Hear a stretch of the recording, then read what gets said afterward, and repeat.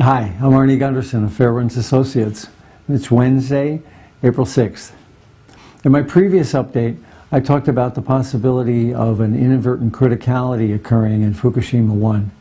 And that was based on four things. It was based on a neutron beam being detected 13 times. It was based on the presence of chlorine-38. It was based on tellurium-129 being detected.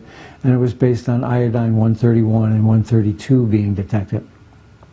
Well, since I made that update to you, TEPCo, Tokyo Electric, has pulled the report upon which I based it. The tellurium data, they say, is no longer accurate.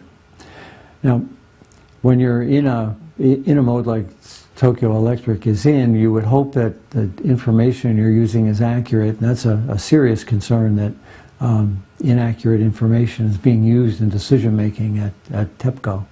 There's a couple, this isn't the only time, there's a couple of these instances. When the neutron beam report came out, TEPCo denied that, despite the fact that the quote was from their own spokesman. There was a report of incredibly high radiation in the ocean, and TEPCo denied that and lowered the report. It was still incredibly high, but 100 times lower. And Dr. Richard Leahy, General Electric scientist of great renown, was quoted that Unit 2 had a meltdown. Again, TEPCo denied that. So I guess I'm concerned about, one, the reliability of information coming out of TEPCo, but also the fact that what appears to be happening in private at TEPCo is not being relayed to the public. It's not just TEPCo that this is occurring with. Today, the New York Times ran a story about a report circulated within the Nuclear Regulatory Commission dating back to March 26th, where the NRC staff has identified significant problems and dangers at Fukushima. Basically, we're not out of the woods yet.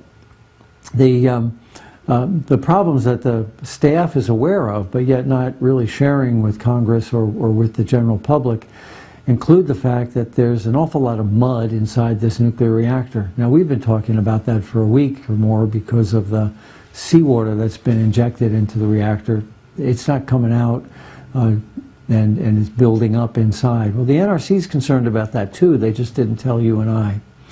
They're concerned that the weight of the building with all this water in it might make it unstable in the case of an earthquake. They're concerned that a recriticality, like we talked about last time, might occur. They're also concerned about hydrogen being recreated and another explosion occurring. And finally, they're also concerned about plutonium, which likely was ejected from the fuel pools during the explosions. Now, the NRC believes that this plutonium was ejected several miles away from the reactor and is also on site and may have been bulldozed into the soil. Well, all this is happening inside the NRC. They're telling Congress and you and I that the situation's difficult but under control. It's not just the NRC that's saying this, it's large nuclear corporations, including one called Areva, which is a French nuclear conglomerate, probably one of the largest in the industry. As reported in the New York Times on March 23rd, there was an invitation-only meeting at Stanford University on the 21st of March. So this is 10 days after the accident, where Areva presented a report indicating some pretty significant problems that the public was not being made aware of. And we've been able to get a hold of the Areva report that was presented there. Now, the Areva report is pretty damning, but in fact, there's information in it that's wrong, and it's and I will next time be discussing, in fact, problems with the Areva report that actually make the situation worse. But the Areva report talks about the fact that it's known that the nuclear fuel in all three reactors reached 5,000 degrees. Now, that's beyond the melting point of stainless steel and beyond the melting point of zircaloy, which means that the disintegration of the core is pretty obvious. The Areva report talks about Unit 2 in particular and identifies that the core, that the containment was breached by a hydrogen explosion.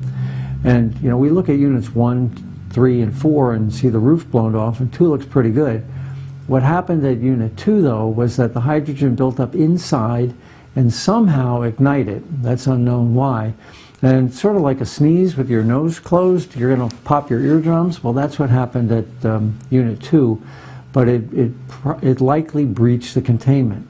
So Areva and the nuclear industry know that and really haven't been sharing it with us. The other thing that Areva report talks about is that they recommend control of crops and dairy products out to 50 kilometers. That's about 30 miles away from the plant. That means that they believe that radiation has exceeded well beyond what the emergency evacuation zone is, and that both crops and dairy products may be contaminated. Areva also spent a lot of time talking about Unit 4. Now that's the one that has no fuel in the reactor, but exploded anyway. And they basically said that this was a core melt in fresh air. The reason the core melted on Unit 4, Areva believes, is that the fuel pool cracked from the earthquake. So the water didn't boil out of Unit 4, like we've been led to believe. There was a crack in the fuel pool from the earthquake, and now with no water, a zircaloy hydrogen reaction was inevitable.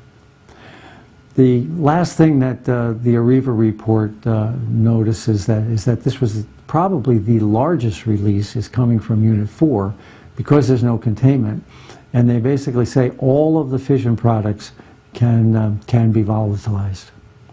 Well, finally, industry insiders who are aware of the Areva presentation have told me that the person who presented the presentation said this. It's almost an exact quote. "Clearly, we are witnessing one of the greatest disasters in modern time." Well, in the private meetings, Areva is saying that this is a serious issue. But in public, the nuclear renaissance continues to move forward, both within the nuclear industry and within the Nuclear Regulatory Commission. I will update you on this Areva report and identify the problems within it in my next presentation. But I wanted to let you know that I will be trying to filter out from all of these sources reliable information to pass on to you in the future.